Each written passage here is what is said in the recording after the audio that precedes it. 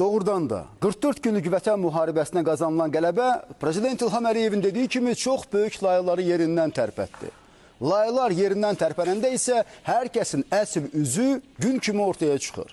Elə region ölkələrinin də, o cümlədən də Rusiyanın. Nə olub cənab Putin?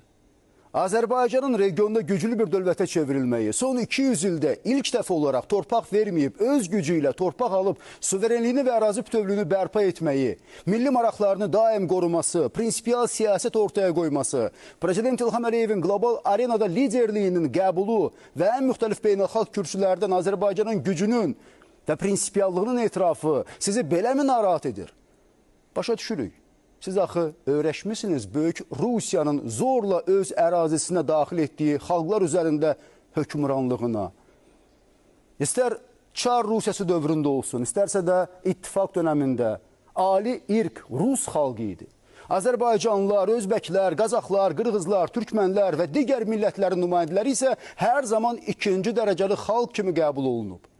Və bugün hər iki imperiya tarixin zibilliyinə atılsa da düşüncə dəyişməyib, əninə davam edir.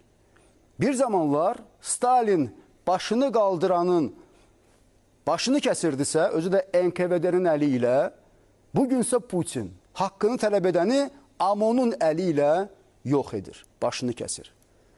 Necə deyərlər, davam edir 37, daha kəskin, daha ciddi.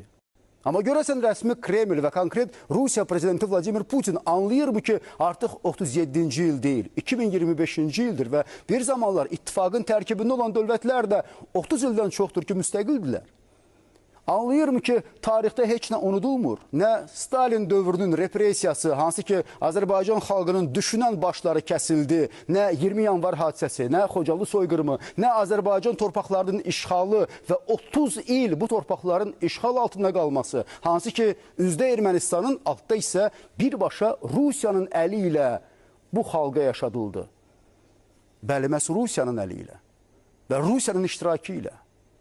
30 illik dönəmdə öz əsəri olan Qarabağ probleminin həllinə imkan verməyən və bu illər ərzində də Azərbaycanın məhz Qarabağ damarını basmaqla bizə min bir əziyyət verən, əsəblərimizlə, milli qürurumuzla oynayan Rusiya Qarabağ problemi həll olununca gücünü ölkəsində yaşayan Azərbaycanlılara göstərir.